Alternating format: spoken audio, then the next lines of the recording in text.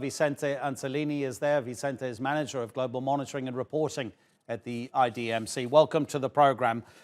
Is it always the poorest and the most dispossessed who are the first to be displaced? Good afternoon, and thank you very much. Yes, that is often the case. Last year, we have identified a record number of internally displaced people globally.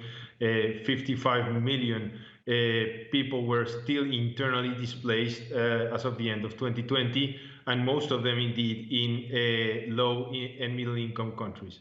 And how are those countries with the largest numbers of internally displaced dealing with the challenges? So it varies from context to context, but the overall situation remains very concerning across all the countries affected by displacement, be it because of conflict and violence or disasters.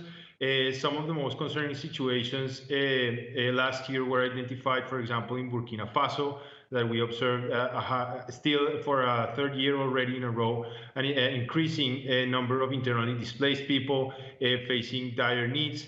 The situation in Mozambique also escalated sharply throughout the year and continued again in the course of 2021.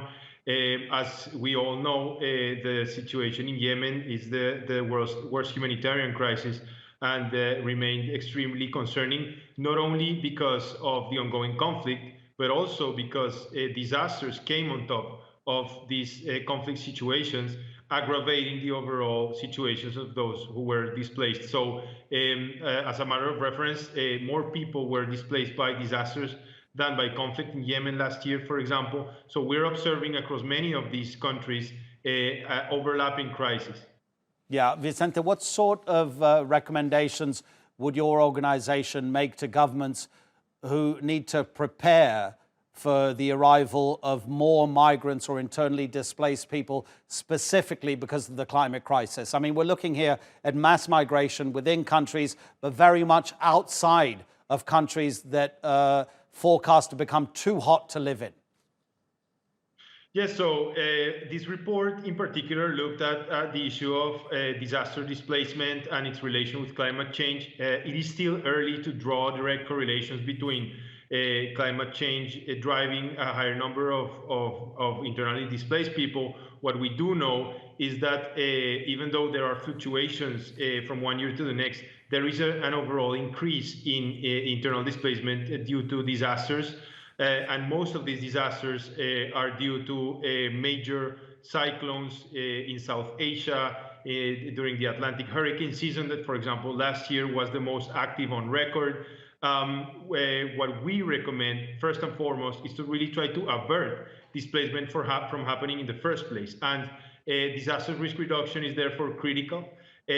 Not all displacement necessarily happen during or after disasters. For example, Cyclone Amphan in Bangladesh and India was the highest, the event triggering the highest number of IDPs in the year, and many of them did so preemptively. So it is also important to underscore that countries like Bangladesh, like India, but also the United States and other countries that are faced with these major events have done very important efforts in averting loss of life and injury by moving people out of harm's way. So we call for governments to continue reinforcing these disaster risk reduction measures, but also better understanding what is driving displacement and what are the impacts that displacement is having, of course, on the affected people, but also on the broader economies of countries and communities.